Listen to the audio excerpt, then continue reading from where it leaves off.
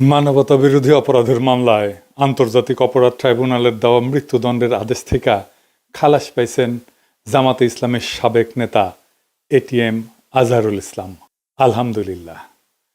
Tribunal গঠনের পর মানবতা বিরোধী অপরাধের কোনো মামলায় এই প্রথম কেউ পুনর্বিবেচনার আবেদনের প্রেক্ষিতে আপিলে খালাস পাইলেন। এইটা একটা ঐতিহাসিক রায়। শুনতেছি বাম সেকুলার মহলে আর্তনাদ শুরু হয়েছে, ইউনূসের সরকার নাকি রাজাকারের পাহারাদার। রায় বাতিল করলো আদালত। রাজাকারের যদি পাহারাদারি হয় তাহলে সেটা আদালত হবে, প্রফেসর ইউনূসের সরকার কেন? আদালত কি সরকারের পাঠ? প্রফেসর ইউনূসের সরকার তো রায় বইলা দেয় না। এখন রায় বাতিল কইরা বর্তমান আপিল বিভাগ খুব গুরুত্বপূর্ণ কয়েকটা কথা বলছে আন্তর্জাতিক অপরাধ ট্রাইব্যুনালে অতীতের বিচারে আন্তর্জাতিক আইনের মানদণ্ড অনুসরণ করা হয়নি। যে সমস্ত তথ্য প্রমাণ এই মামলায় ছিল তা অতীতের আপিল বিভাগে সঠিকভাবে বিবেচনা করতে ব্যর্থ হয়েছে। দুইটা জিনিস বলছে এবং ফাইনালি মতামত দিছে, যেটা পর্যবেক্ষণে বলছে যে এ মামলায় অতীতের রায়ে গ্রস মিসক্যারেজ অফ জাস্টিস হয়েছে, অর্থাৎ বিচারের নামে ব্যাপক অবিচার হয়েছে। আদালতে যে সমস্ত সাক্ষ্য প্রমাণ উপস্থাপন করা হয়েছিল সেগুলোর পর্যালোচনা ছাড়াই ফাঁসি দিয়ে দেওয়া হয়েছিল। তো আপিল বিভাগ বলছে যে পৃথিবীর ইতিহাসে এটা একটা ট্রাভেস্টি অফ ট্রুথ, অর্থাৎ বিচারের নামে অবিচার। আমি এই অবিচার নিয়ে আমার ইউটিউবের শুরুতে এই ভিডিওটা করেছিলাম, দেখতে পারেন। এইটা শুধু সাক্ষ্য প্রমাণের বিষয় না, অবিচারটা কোন জায়গায় সেটা নিয়ে বিস্তারিত আলাপ করতেছি। কিন্তু আপনাদের জানানোর জন্য বলি যে এমন সাক্ষ্য আনা হয়েছিল এই মামলায়, আজহার ভাইয়ের মামলায়, যে সাক্ষীরা আদালতে এসে বলছেন যে কেউ 3 কিলোমিটার দূর থেকে আজহার ভাইকে দেখছেন, কেউ দেখছেন 6 কিলোমিটার দূর থেকে। একজন সাক্ষীকে জিজ্ঞেস করা হয়েছিল যে আপনার সন্তানের নাম কি? ছেলেমেয়ের নাম বলতে পারে না, স্ত্রীর নাম বলতে পারে না, কিন্তু এটিএম আজহারুল ইসলামের নাম ঠিকই বলতে পারে। কি চমৎকার! এই যে কথিত যুদ্ধাপরাধের বিচার, এর নামে কেন সেটা একটা ঐতিহাসিক অবিচার ছিল, আসেন সেটা এখন বুঝে দেখি। এই যুদ্ধাপরাধের বিচারের প্রস্তুতি শুরু হয়েছিল শেখ হাসিনা সরকারের আমলে 2009 সালে ক্ষমতা আসার পর। কেন হাসিনা এই বিচারটা করতে গেল, এইটা গুরুত্বপূর্ণ, এইটা একটু বুঝতে হবে।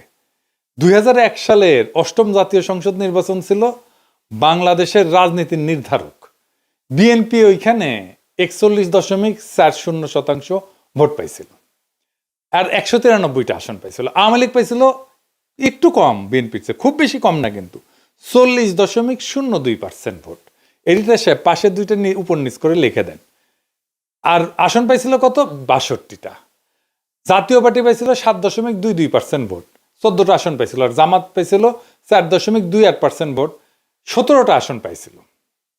বিএনপি জামাত মোট পায় 210টা আসন। আপনারা খেয়াল করলে দেখবেন যে ভোট যে পরিমাণে পাইছে, যে পার্সেন্টেজে পাইছে বিএনপি জামাত, তার চেয়ে আসন সংখ্যা অনেক বেশি। কেন? কারণ বিএনপি আর জামাতের ভোট একসাথে হয়েছিল। বিএনপির সিটে সে জামাতের ভোট পাইছে, জামাতের সিটে সে বিএনপির ভোট পাইছে। তো আপনি খেয়াল করলে দেখেন যে আওয়ামী লীগ আর বিএনপির ভোটের তফাৎ কিন্তু বেশি না, 1.5%-এরও কম। এইখানেই আসল ঘটনা। কি সেই ঘটনা? বিএনপি আর জামাত যদি একসাথে থাকে তাইলে আওয়ামী লীগের কোনো চান্স নাই, জিন্দেগিতে সে ক্ষমতায় আসতে পারবে না। তার ক্ষমতায় আসার জন্য দুইটা জিনিসের দরকার: জামাত আর বিএনপির ভোট ভাগ করিয়া দেওয়া, আর জাতীয় পার্টিকে কাছে টানা। এইটাই আসলে ইন্ডিয়ান প্ল্যান। বিএনপি জামাত সারুক, এটা বাঙ্গ প্রগতিশীলদের একটা দাবি না দীর্ঘদিন থেকে? 2008 সালের নির্বাচনে আওয়ামী লীগ তাই করলো। এখন দ্বিতীয় কাজ হইতেছে জামাতকে ধ্বংস করে দেওয়া। কি করলো 2008 সালের নির্বাচনে? জাতীয় পার্টির সাথে নিয়ে নির্বাচন করলো, বিএনপি আর জামাত আলাদা আলাদা নির্বাচন করলো। এখন দ্বিতীয় কাজ হচ্ছে জামাতকে ধ্বংস করে দেওয়া, মূলত তার শীর্ষ নেতাদের মাইরা ফেলা, তাদের নিয়ন্ত্রিত আর্থিক প্রতিষ্ঠানগুলো হয় ধ্বংস করে দেওয়া অথবা দখল নিয়ে দেওয়া। এইভাবে ইসলামী ব্যাংক গেল, তাই না? আর বিএনপির মধ্যে খুবই হার্ডকোর যারা ন্যাশনালিস্ট, এদেরকেও মেরে ফেলা, যেন তারা কখনোই জামাত আর বিএনপির মধ্যে ঐক্য নিয়ে দলের মধ্যে ওকালতি করতে না পারে। এভাবেই সালাউদ্দিন কাদের চৌধুরীকে ফাঁসি দেওয়া হইল। এবার বুঝতে পারতেছেন তো কেন, কাকে, কিভাবে এই মামলায় ঢোকানো হয়েছে এবং ফাঁসি দেওয়া হয়েছে। এই কাজটা করার জন্য সে বাইসা নিল ওয়ার অন টেররের বয়ান। সেটা কি? বুশ আর ব্লেয়ার মিলে তখন সন্ত্রাসের বিরুদ্ধে অনন্ত যুদ্ধ করতেছে, মানে ইসলাম কোপাইতেছে সারা দুনিয়ায়। হাসিনা যে বললো এই যে জামাত এই হচ্ছে সেই ইসলামী জঙ্গি যারা 1971 সাল থেকে এই অঞ্চলে সন্ত্রাসবাদ চালায় যাইতেছে। ইনু এটা ভুলভাল হিন্দিতে সাক্ষাৎকার দিছিল, আপনারা সেটা শুনলে বুঝতে পারবেন কোন ন্যারেটিভ হাসিনা ইনু এরা তৈরি করছিল জামাতের বিরুদ্ধে। শুনেন। 71 सन का मुक्तियुद्ध में पाकिस्तान हमका विरुद्ध था एवं पाकिस्तान हमका साथ लड़ाई किया था। उस टाइम से जमात इस्लामी एक आतंकवादी संगठन था जो मानुष को आदमी को मार दिया, नारी को मार दिया। वो संगठन पाकिस्तान बैक करता है एवं वह संगठन का जो आदमी मारा था उसका लिए विचार कर रहा है, फांसी भी हो गया। ये संगठन का साथ पाकिस्तानी का एवं पाकिस्तानी गोयंदा संस्था ISI का गंभीर ताल्लुक है। ये रिसेंटली पाकिस्तानी कूटनीतिक जो है, डिप्लोमेट जो है, वो बांग्लादेश में धरा पड़ा। बांग्लादेशी ऑर्गेनाइजेशन आतंकवादी संगठन के साथ वो लोग ताल्लुक रखता था, इसलिए बांग्लादेश से उसको निकाल दिया गया है। सो हम लोग सोचता है कि पाकिस्तानी इंटेलिजेंस नेटवर्क ISI का एक हाथ रहता है। এইটা অস্বীকার করার উপায় নাই যে জামাত অখণ্ড পাকিস্তানের পক্ষে দাঁড়াইছিল। শুধু দাঁড়াইলে অসুবিধা ছিল না, চাইনিজ বামেরাও অখণ্ড পাকিস্তানের পক্ষে দাঁড়াইছিল। কিন্তু জামাত দুইটা গুরুতর রাজনৈতিক ভুল করে, পলিটিক্যাল মিস্টেক। এক, 1971 25শে মার্চ গণহত্যার প্রতিবাদ করে নাই। গণহত্যা একটা জাতির জীবনে একটা অতি গুরুত্বপূর্ণ এবং বেদনাবহ অধ্যায়, এইখানে আপনাকে মজলুমের পক্ষ নিতেই হবে। 2 নাম্বার রাজনৈতিক অপরাধ হইতেছে সেই সময় প্রাদেশিক সরকারে জামাত যোগ দেয়। 3 জন মন্ত্রী ছিল জামাতের। আমার একটা ভিডিও আপনারা মাঝে মাঝে দেখেন না, শাহবাগের সময় বলে দেখায়, হ্যাঁ শাহবাগীরাও দেখায়, বিএনপিও দেখায়, সবাই দেখায় এটা এখন। তো ওইখানে আমি একই কথা বলেছিলাম, শাহবাগের টাইমে আমি এই বক্তব্যটাই দিছিলাম। শুনেন। একটা জিনিস বুঝতে হবে, Jamaat was not a mere collaborator, Jamaat was part of East Pakistan provincial government. তারা 4টা মন্ত্রী ছিল, commerce, revenue, industry and education. 4টা মন্ত্রী নিয়ে ইস্ট পাকিস্তান প্রভিন্সিয়াল গভর্নমেন্ট যারা গণহত্যা চালিয়েছে, যারা সেই আর্মিকে, পাকিস্তান বর্বর আর্মিকে নেতৃত্ব দিয়েছে, সেই সরকারের পার্ট ছিল জামাত ইসলাম। সো সেই গণহত্যার, মুক্তিযুদ্ধের সময়ের গণহত্যার সমস্ত অপরাধের নৈতিক এবং বাহ্যিক ব্যবহারিক দায়িত্ব এই সংগঠনটাকে নিতেই হবে। তো এখন ধরেন হাসিনা পড়ল না 5ই আগস্ট, সে তার সরকারে তারপরে নিল আনু মোহাম্মদকে নিল, জুনায়েদ সাকিকে নিল, সিপিবিকে নিল। তো এরা কি তাইলে সেই গণহত্যার দায় নিল না? তো দুইটা মিস্টেক। তো জামাতকে এই প্রশ্নের ফয়সালা করতে হবে বাংলাদেশের রাজনীতিতে। এটা আমি জামাতকে সবসময় পরামর্শ দিই। আমি ওই সময় ওই বয়সে মিস্টেকটা খুব সঠিকভাবে ধরতে পারছিলাম। কিন্তু জামাতের অখণ্ড পাকিস্তানের পক্ষে থাকার দৃষ্টিভঙ্গিটা রাজনৈতিক, মানে এই সিদ্ধান্ত রাজনৈতিকভাবে নেওয়া। কিন্তু কোনো সিদ্ধান্তের ন্যায় অন্যায় বা দায় দায়িত্বের বিচার যদি আদালতে তোলা হয়, সেখানে আদালত সেই রাজনীতির ভালো মন্দের দিক বিচার করতে পারে না, করেও না। আদালতের এটা কাজ না। কারণ কোন রাজনীতি ভালো নাকি মন্দ সেটার বিচার আদালতের এখতিয়ারের বাইরের বিষয়। ধরেন আওয়ামী লীগ ভালো নাকি বিএনপি ভালো, এই বিচারের ক্ষমতা কি এখতিয়ার আছে আদালতের? কোন দল হিসেবে আপনি তখনই তার বিচার করতে পারেন যদি সে ফৌজদারি অপরাধ করে। ধরেন হাসিনা খুন করছে, গুম করছে, ক্রস ফায়ার করছে, আয়নাঘর বানাইছে, এগুলো সবই ফৌজদারি অপরাধ। ভোটাধিকার হরণ করছে, এটাও রাষ্ট্রের জনগণের বিরুদ্ধে অপরাধ। তাইলে 71-এর অপরাধের জন্য কি আমাদের বিচারের সুযোগ কি নাই? অবশ্যই আছে এবং ছিল, কিন্তু কি সেটা? একটা জিনিস খেয়াল করেন যে 71 সালে জামাত যে রাজনৈতিক ভূমিকা নিয়েছিল, এটা ছিল জামাতের রাজনৈতিক সিদ্ধান্ত এবং সেই অনুযায়ী সে কাজ করছে। কিন্তু সেই কাজ করতে গিয়া যদি সে ফৌজদারি অপরাধ ঘটায় ফেলে, আদালত অবশ্যই সে অপরাধগুলোর বিচার করতে পারে এবং করবে। এই জন্যেই আইনি পরিভাষা অনুযায়ী আদালতের এখতিয়ার আছে শুধুমাত্র আইনি অপরাধের বিচার করার। মাথায় রাখেন, আইনি অপরাধ, আইন বলে যেটা অপরাধ, সবকিছু অপরাধ না, আইন বলে। অর্থাৎ আদালত কেবল লিগাল পার্ট বা আইনি দিকগুলোর বিচার করবে।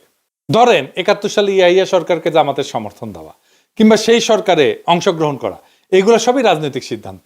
এটা কখনো বেআইনি অথবা আইনের চোখে অপরাধ না, কিন্তু রাজনৈতিক চোখে এটা অপরাধ, এটা ভুল।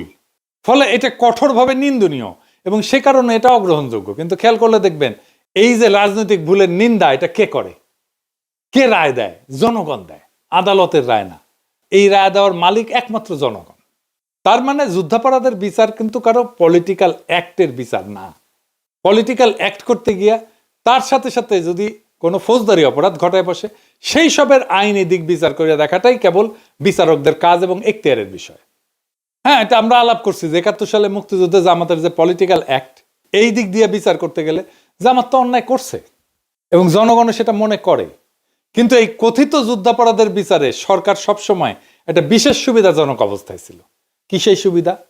সেই সুবিধাটা হইলো এই বিচারের রায়ের আগেই পাবলিক মনে করে যে জামাত অপরাধী, যদিও পাবলিকের এই মনোভাব এবং তার সিদ্ধান্ত এইগুলা কোনো আইনি দিক বিবেচনা করে নেওয়া রায় না, কিন্তু এগুলা মূলত পাবলিকের সেন্টিমেন্ট, রাজনৈতিক বিবেচনা। আর এই সুবিধা কাজে লাগাইয়া পাবলিকের রাজনৈতিক অবস্থানের উপরে ভর কইরা সরকার বা আদালত বড় অকাম করে ফেলছে। এটা বেআইনি এবং অবৈধ হওয়া সত্ত্বেও এইখানেই এই যুদ্ধাপরাধ আদালতের দায়। যুদ্ধাপরাধের বিচারের নামে শেখ হাসিনার কথিত সেই আদালত এই অন্যায় কাজটা করছে মৌলিকভাবে ৩ জায়গায়। ১ নাম্বার, একটা অপরাধ যখন সংগঠিত হইতেছে আপনার তখন জানা থাকা লাগবে যে এইটা অপরাধ। ধরেন বাংলাদেশের আইন হইল যে জাউরার সিল বইলে ভিডিওতে সিল দেওয়া যাবে না, ফেয়ার এনাফ। তো আমি আর কাউরে ভিডিওতে সিল দেবো না, এটা যখন আইন হয়েছে তারপর থেকে। কিন্তু আজ থেকে 10 বছর পরে আইন বানায় আমার আইসা যদি ধরে বলে ওই তুমি 10 বছর আগে জাউরার সিল দিছিলা না তোমার ভিডিও, তো তোমার ফাঁসি হবি, এটা বললে তো হবে না। এটা বললে হবে যুদ্ধাপরাধ বিচারের ট্রাইব্যুনালের আইন সব বানানো হয়েছে হাসিনার আমলে। বানায় বলা হইতেছে তুমি ওই 1971 সালে এই অপরাধ করছিলা, কারণ এটা এখন অপরাধ। তো হাসিনার আমলে আইন বানায় 40 বছর আগের একটা ঘটনা বিচার করা হচ্ছে, এটা করা যায় না। 2 নাম্বার, সাক্ষ্য আইন বদলায় দেওয়া। এখানে আইন কইরা নেওয়া হয়েছিল যে যুদ্ধাপরাধ বিচারের ক্ষেত্রে প্রচলিত সাক্ষ্য আইন প্রযোজ্য না, মানে কোনটাকে আমি সাক্ষ্য হিসাবে বিবেচনা করব, সেটা একটা সাক্ষ্য আইন আছে। তার মানে বিচারক যদি মনে করে যে লোক মুখে শোনা কথা সাক্ষ্য হইতে পারে, তাহলে শোনা কথাকেও সাক্ষ্য বলে গ্রহণ করা হবে। ফলে এটা আদতে কোনো বিচারই হয় নাই, হইতেই পারে না। পরিষ্কারভাবে একটা প্রেজুডিস, মানে ধরেন পত্রিকায় প্রকাশিত সংবাদকে সাক্ষ্য হিসেবে ধরা হয়েছে। যদি তাই হয় তাহলে তো আমারও ফাঁসি দেওয়া যাবে, আর তাজ হাসমিনও ফাঁসি দেওয়া যাবে। কারণ আমার নামে তো, তাজ হাসমিন নামে তো ভয়ঙ্কর সাইবার সন্ত্রাসী বইলা নিউজ ছাপাইছিল, তাই না, অনেক পত্রিকা। এখনো সালাউদ্দিন শোয়েব চৌধুরী বালসাল পত্রিকা আর্টিকেল লেখে, তারা আমাদের ইসলামী জঙ্গি বলে। তাইলে বুঝেন কি ভয়ানক অবস্থা করে রাখছে। তার মানে যেটা সাক্ষ্য হিসাবে আদালতে বিবেচিত হয় না, সেটাকেও সাক্ষ্য বানাইছে। আপনার নামে একটা পত্রিকায় নিউজ ছাপে দিবে, তারপর ওইটা দিয়ে আপনারে ফাঁসি দিয়ে দিবে। 3 নাম্বার, আদালতের বিচারের ক্ষেত্রে সুনির্দিষ্ট ধারার ঠিক কোন ধরনের কাজ করলে কোনটা অপরাধ গণ্য করা হবে, সে অপরাধের কি শাস্তি হবে, এই বর্ণনাগুলো তালিকা হিসেবে ধারাবাহিকভাবে কোড হিসেবে সাজানো থাকে। এটাকে বলে পেনাল কোড। আদালতে অভিযোগ দায়ের করার টাইমে অপরাধের ওই ধারাবাহিক নাম্বার উল্লেখ করে মামলা সাজানো হয়। এটাই আমাদের প্রচলিত ভাষায় অপরাধের ধারা বলি। যেমন ধরেন কওয়া যায় 302 ধারা মানে এটা খুনের অপরাধ, 420 মানে 420 বলি আমরা যেটা, এটা হইতেছে প্রতারণার অপরাধ। এইরকম খেয়াল করবেন যুদ্ধাপরাধের বিচারের আইনে কয়া দেওয়া হয়েছিল প্রচলিত পেনাল কোড এই বিচারের ক্ষেত্রে প্রযোজ্য না। এবার হাত পা বাইন্দা গোলপোস্ট যদি ইচ্ছামাফিক সরায় দেওয়া হয়, তাহলে এটা কি আর বিচার বলা যায়? বিচার বলে কিছু অবশিষ্ট থাকে? তার মানে এখানে পুরাটাই বিচারকের খেয়াল খুশি মর্জির উপরে ছেড়ে দিয়া কথিত বিচারটা করা হয়েছে। ঠিক কোনটার কারণে এটা অপরাধ হিসেবে গণ্য হয়েছে, এটা থেকে শুরু কইরা চার্জ গঠন, এমনকি ওই অপরাধের কারণে কি শাস্তি দেওয়া হবে সেটাও মর্জি মতো। ফলে বিচারক মর্জি মাফিক বেকসুর খালাস থেকে শুরু করে মৃত্যুদণ্ড পর্যন্ত সব ধরনের শাস্তি দিতে পারছে। চার্জ গঠন, বিচার এবং রায় সবকিছু ক্ষমতাই বিচারকের হাতের মুঠায় ছিল। এটা কোনো বিচার না, এই জন্য এটাকে জুডিশিয়াল কিলিং বলা হয়েছে। এইসব তুগলুকি কারবার আমরা সেই 2010 সাল থেকে দেখে আসতেছি। তাই আমার মনে শুধু একটাই প্রশ্ন জাগে, বিচারের নামে এইসব বুজরুকি, এইটা একজন আইনের প্রাথমিক ছাত্রের কাছেও তো ধরা পড়ার কথা। বিচার প্রক্রিয়ায় যে ফাঁকগুলা, এটা সাধারণ চোখে দেখা যায়। অথচ যুদ্ধাপরাধের বিচারের নামে এই ঐতিহাসিক অবিচারের বাটপাড়িগুলা বামপন্থীদের নজর এড়ায় গেছে। এখনো তারা হা হুতাশ করে। এমনকি যারা আইনের লোক তাদেরও, বামপন্থীদের কি দায় নাই তাদের নেতা কর্মীদের আইনের প্রাথমিক ধারণা দেওয়ার? আজাদ সাহেবের খালাস পাওয়ায় বামদের আজারিতে একটাই ব্যাখ্যা, সেটা হইতেছে ওনারা বাঙ্গু প্রগতিশীল এবং বুঝতেই পারতেছেন সেই কারণে ওনারা ধর্মবিদ্বেষী। কাজেই জামাত মারার নামে ধর্ম উচ্ছেদের এই মহান আয়োজনে এই সময় তো তিনি ঘরে বসে থাকতে পারেন না। প্রগতিশীলতার নামে, ইসলাম কুপানোর নামে সমাজের এই কথিত প্রগতিতে সামিল না হইয়া উনি কেমনে থাকবেন? কে জানে, বামেরা হয়তো সুখ অনুভব করছিল এইটা ভাইবা যে শাহবাগের এই উত্থান এটা নিশ্চয়ই বাংলাদেশের এক রয়ার এনেসা, এক নবজাগরণ, হোক না সেটা চরম অবিচারের রাস্তায়। তবুও আমেরিকা এবং শেখ হাসিনার কোলে বৈশা ইসলাম কুপানির এই মহোৎসব এটাতে সামিল না হওয়ার নস্টালজিয়ায় তারা ছাড়তে পারতেছে না। ওরা যেভাবে মনে করে 1971 ইসলামকে পরাজিত করা হয়েছিল, ঠিক একইভাবে মনে করে শাহবাগে তাদের ইসলাম কুপানির যুদ্ধের বিজয় হয়েছিল। তাই আজার ভাইয়ের মুক্তি একটা ল্যান্ডমার্ক, বাংলাদেশের জন্য একটা ঐতিহাসিক ঘটনা। যদিও অনেককে আমরা হারাইছি, হাসিনা পতনের মাত্র কিছুদিন আগে আমরা মাওলানা সাইদিকে হারাইছি। আরো অনেকে আছেন যেমন মাওলানা আবুল কালাম আজাদ, ওনার মামলাটার নিষ্পত্তি দরকার। এই সাথে 1975-এর আগস্ট বিপ্লবী যারা আছেন, ওনাদের মধ্যে যারা বেঁচে আছেন, তাদের মামলাগুলো ফয়সালা করে ওনাদের সসম্মানে দেশে ফিরে আনা হোক। আজার ভাইয়ের খালাস শুধু একজন মানুষের মুক্তি না, এটা বাংলাদেশের বিচার ব্যবস্থার উপর চাপায় দেওয়ার রাজনৈতিক প্রতিহিংসার মুখোশ খুইলা ফেলার প্রথম ধাপ। এরাই দেখাই দিল যে সত্যকে দমায় রাখা যায়, কিন্তু মুছে ফেলা যায় না। যুদ্ধাপরাধের নামে যে ট্রাইব্যুনাল বানানো হয়েছিল তা আদতে ছিল একটা রাজনৈতিক হত্যার যন্ত্র, যেখানে আইন ছিল সাজানো, সাক্ষ্য ছিল বানানো, আর বিচারকের মর্জি ছিল শাস্তির একমাত্র মানদণ্ড। আজকের এই ঐতিহাসিক রায় প্রমাণ করলো রাজনীতি দিয়া আইন চাপায় দেওয়া যায় না। এবং যখন এমন অন্যায় এক যুগ ধরে চলতে থাকে, তখন একদিন না একদিন ইতিহাস পেছন ফিরে তাকায়। আজ সেই ইতিহাসের মুহূর্ত। যারা একদিন ন্যায় বিচারের নামে হাততালি দিছে, তাদের এখন বুকে হাত দিয়ে ভাবা উচিত, আপনি কি সত্যি ন্যায় চাইছিলেন, বিচার চাইছিলেন, নাকি শুধু প্রতিপক্ষের ধ্বংস চাইছিলেন? আজার ভাইয়ের মুক্তি এটা শুধু জামাতের জয় না, এটা বিচার ব্যবস্থার একটা ক্ষণিকের পুনর্জাগরণ। আজার ভাইয়ের মুক্তি হলো একটা রাষ্ট্রের আত্মসমালোচনার শুরু। এখন সময় আসছে অন্যায়ভাবে যারা ফাঁসিতে ঝুলছেন এবং এখনো যারা পালায় বেড়াচ্ছেন, তাদের মামলাগুলোকে সবগুলোকে আবার পুনর্বিবেচনা করার। এই বিচার প্রক্রিয়ার ধ্বংসস্তূপের মধ্যে থেকে আমাদের নতুন করে নির্মাণ করতে হবে একটা সত্যভিত্তিক, ন্যায়ভিত্তিক এবং রাজনৈতিক প্রতিহিংসা মুক্ত বাংলাদেশ। সেই বাংলাদেশে কেউ আর কেবল রাজনৈতিক মতাদর্শের কারণে ফাঁসির দড়িতে ঝুলবে না। সেই বাংলাদেশে বিচার হবে অপরাধের, মতাদর্শের না। সেই বাংলাদেশে বাম কিংবা ডান কেউই আর ধর্মের নামে, জাতীয়তাবাদের নামে বা মুক্তিযুদ্ধের নামে বিচারের ছদ্মবেশে হত্যা করবে না। আজার ভাইয়ের মুক্তি এক নতুন যাত্রার সংকেত। এই যাত্রা শুধুমাত্র একজন মানুষের না, এটা একটা জাতির আত্মসমালোচনার পথ চলা। এখন সময় সাহস করে সেই পথে পুরা জাতিকে নিয়ে আগায় যাওয়ার। ইনকিলাব জিন্দাবাদ।